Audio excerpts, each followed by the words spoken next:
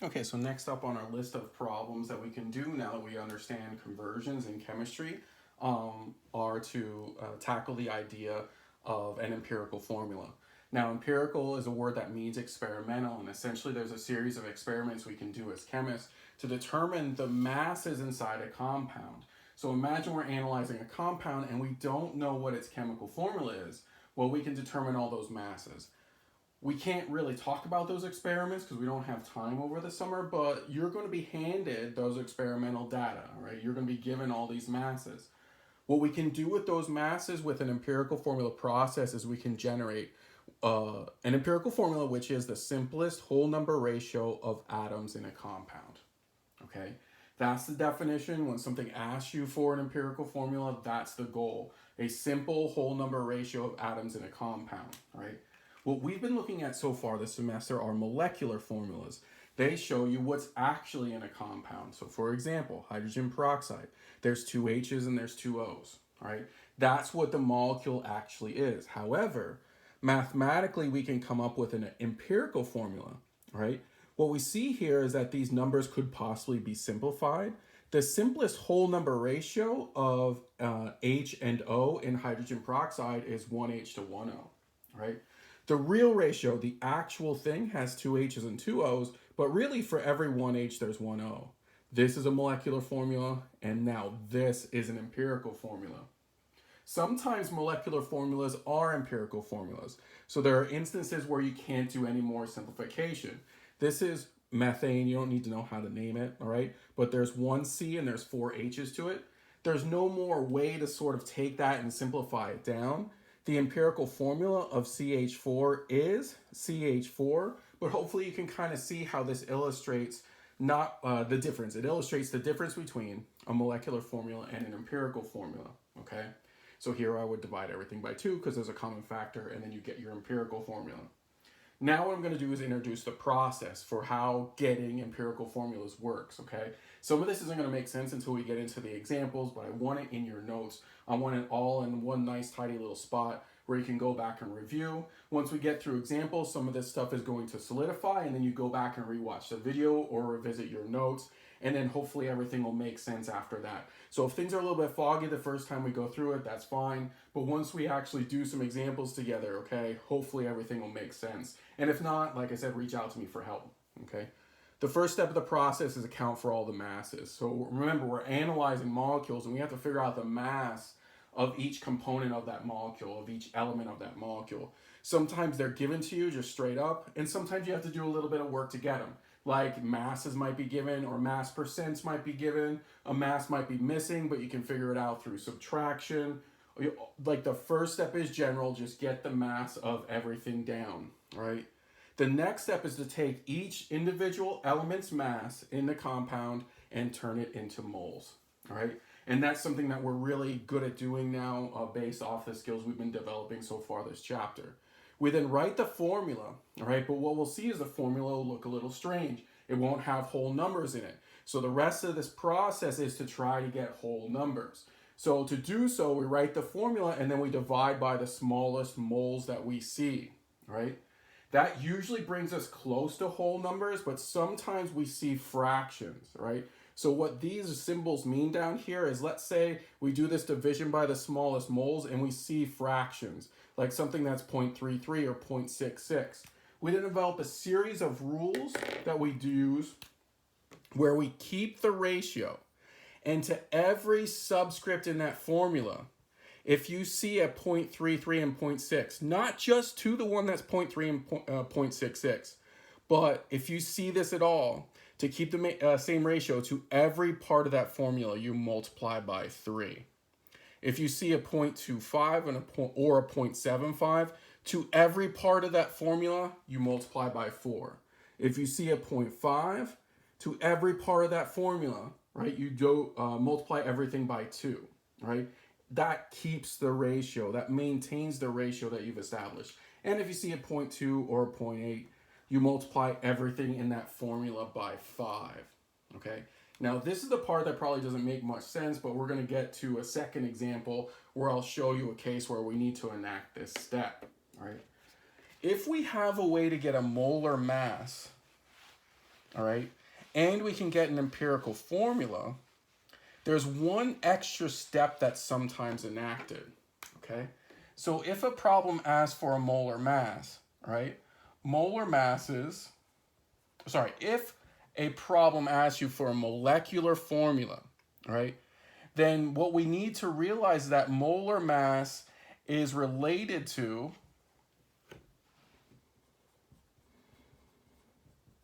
the empirical formula mass.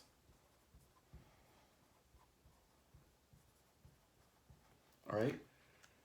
And what we can do is we can enact this extra step. And if you see a molar mass given in the problem, what you're going to do is you're going to take the molar mass and you're going to divide by the empirical formula mass.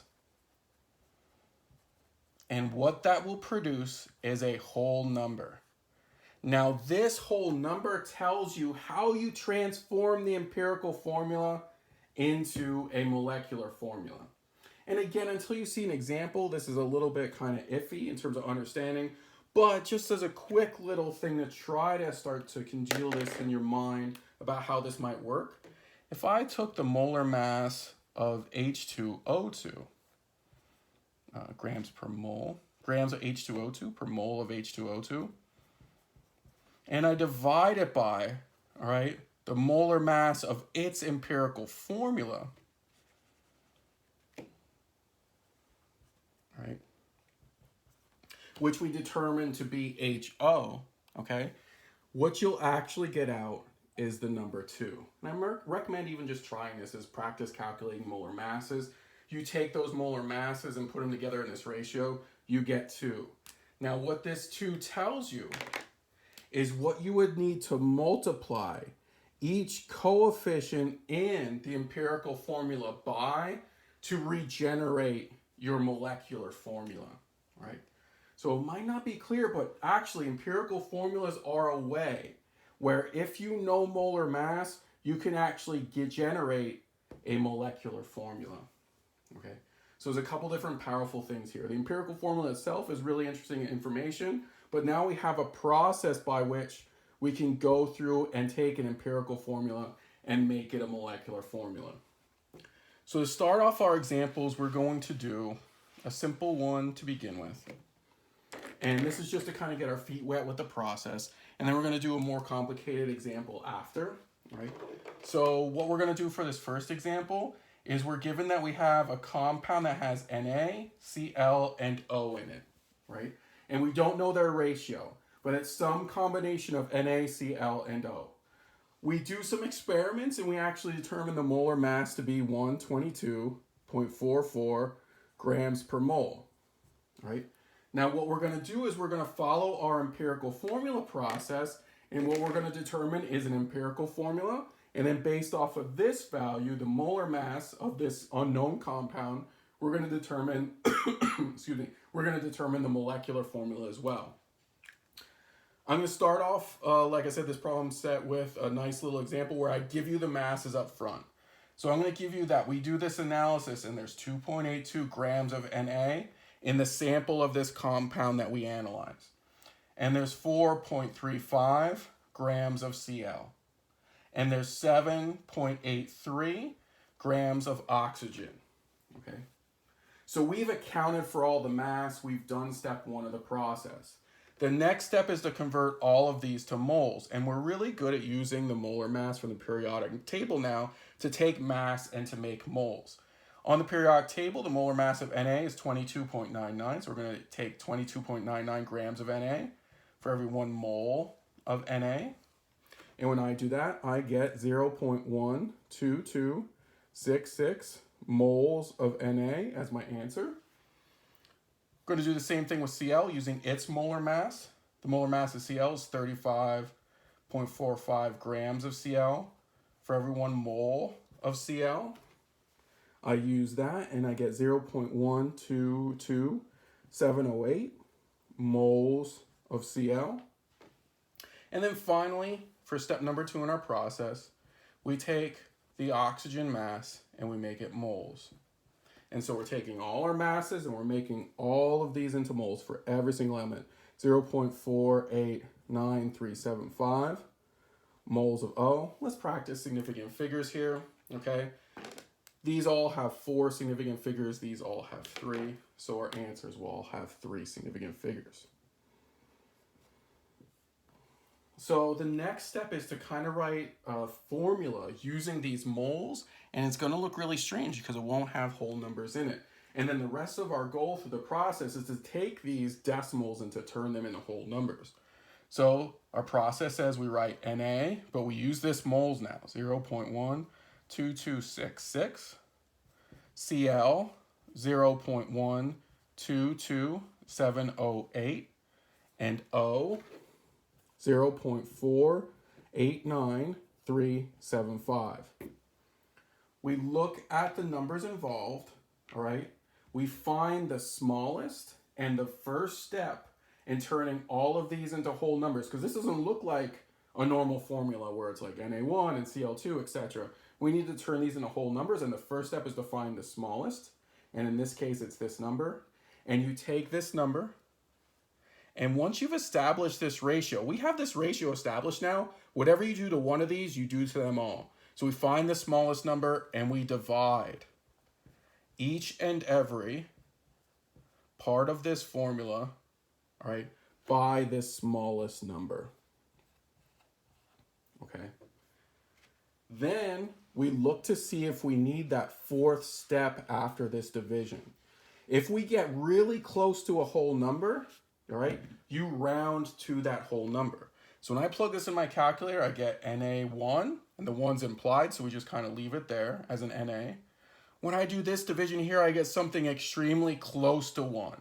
So there must have been a little bit of experimental error here, and these are empirical formulas, so it's okay. I get something that's real close to 1, so I make it 1. And when I do this for O, okay, what I get out in my calculator is 3.9896. Okay, and that is really, really close to 4, okay? So what we have for our empirical formula is NaClO4, okay? Notice we started with decimals. Whatever we did to one of these guys to maintain the ratio, we did to them all right? And the only thing we really had to do on an individual basis was round. But we were close enough to whole numbers to say that for sure NaClO4 is the empirical formula for this thing that we're looking at, okay, this molecule. So now let's get the molecular formula, okay? Notice that we're given the molar mass, 122.44 grams per mole. We have to divide that by the empirical formula mass. So I go to the periodic table. I look up Na, I add it to the molar mass of Cl. I take 4 oxygens and I add it to the total. And what I get is 122.44. And then so when I do this ratio, I get 1. Now what does this tell us? Remember in our little HO to H2O2 example, this is what we would multiply all of these guys by to turn the empirical formula into the molecular formula. But for this particular case, if I multiply something by 1, I just get that same something back. So for this example, what we have is a situation, just like CH4 at the beginning of this video, where the empirical formula is the molecular formula, okay? So this just sort of establishes the general process, the general walkthrough that you'll enact whenever you're doing an empirical formula problem. But let's do one more example together where we need more of those intermediate steps.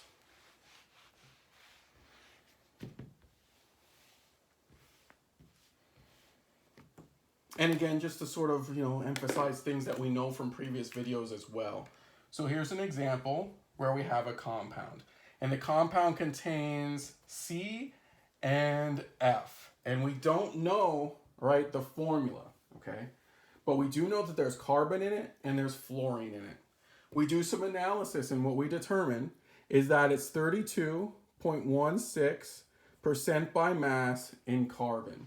It's 32.16% carbon, right?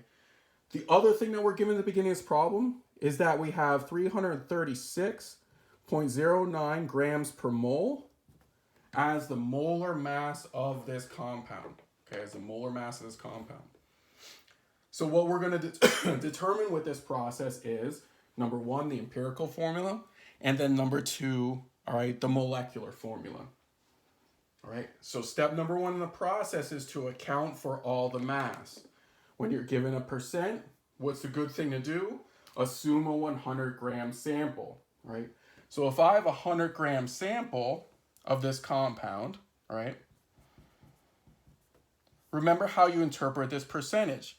This means that for every 100 grams of CXFY, all right, there's 32.16 grams of carbon, all right?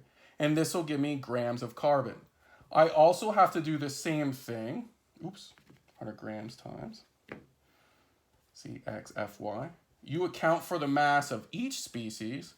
I'm not given information, right, about the mass of F directly, but I do know that if I have the percent of carbon, I can determine the percent of F, right, by doing 100 minus the percent of C. If these are the only things inside that compound, that subtraction will give me that there's actually 67.84% fluorine in this compound.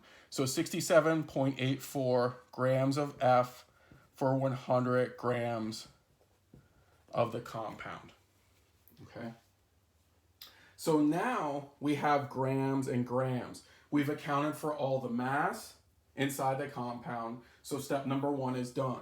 Step number two says now we take these masses and what do? We make them moles, all right? And there's 12.01 grams of C in every 1 mole of C.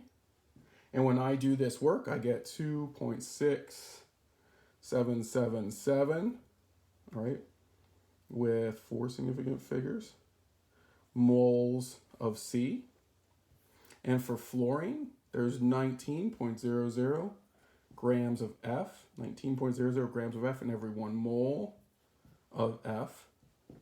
And when I do this math, what I get is 3.57, I'm just going to write down here, 3.57052, all right, moles of F. And again, there would be 4 significant figures, okay?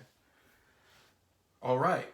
So here's what we're left with. We've now got our mole ratio, but are these whole numbers? And the answer is no. And then by the definition of empirical formula, we need to determine the whole number. So what do? We write, right, a formula based on this calculation. So we're not going to use X and Y anymore because we know what the ratio is. We just need to turn it into a whole number ratio. So I'm going to write this as C 2.6777, and I'm going to write this as F 3.5705. What's the next step? The next step is to find the smaller amount and divide by it. So I'm going to take both of these and divide by 2.677. And remember, at this stage, whatever you do to one, you have to do to the other to maintain, all right, to make sure that you maintain the ratio that you've established. So if I take 3.5705 and I divide by, all right, 2.6777, right, I get an F that looks like 1.333, all right, and I get a C1. So at the end of this step, unlike the last example, we do not have a whole number yet, right? We don't have a whole number yet. So this is troubling because, like I said, if you're asked for an empirical formula, this fraction here, this 0.33, it doesn't work, right? So we go to those rules I mentioned earlier. And whenever you see a 0.33, what that means is to turn this into a whole number, you would have to multiply it by 3. But if I just multiply this by 3, you're going to break the ratio. So I know that this is C1. I'm also going to multiply it by 3, right? So the empirical formula becomes C3F4 because 1.333 times 3 gives me 4. So hopefully that step makes a little bit more sense. You see how this is a number and then 0.33? That's close enough to the value where if I multiply this by 3, I'll then bring it to a whole number, but I got to keep the ratio consistent. So if I decide I'm multiplying this by 3, I also multiply the other part by 3, or any other part in that molecule by 3. So this is the empirical formula based on the information that's given, C3F4, right? So now let's figure out the molecular formula. So the empirical formula is C3F4. And what we can do now is we can take the molar mass through 336.09 grams per mole, and we can divide it by the empirical formula mass. Now the empirical formula had 3 carbons in it, and it had 4 fluorines in it. And so when I calculate the empirical formula mass, I get 112.03 grams per mole. But please check my work. If I take 336.09 and I divide by that number, I get 3. Right. So remember our empirical formula? Let me write it in orange again to kind of remind you. Our empirical formula was C3F4. This is the simplest ratio of carbon to fluorine in this sample that we're analyzing. This 3 then comes and says, no, let's get the actual number of carbons and fluorines in this molecule. And we multiply our empirical formula by this whole number to turn it into a molecular formula. And what we finally get at the end is C9F12, right? C9F12. And that's the final that's the final molecular formula based off of the analysis that was enacted in the experimentation of this compound containing carbon and fluorine. Okay, so this last example was more akin to things that you'll see because it involved all the steps necessary for going through a process of determining not only an empirical formula but a molecular formula. It is something, as always, that you should practice, okay? But get the process down, and you can't get lost. As long as you know step by step what you're doing along the way with empirical formula problem, it's going to be the same process again and again and again.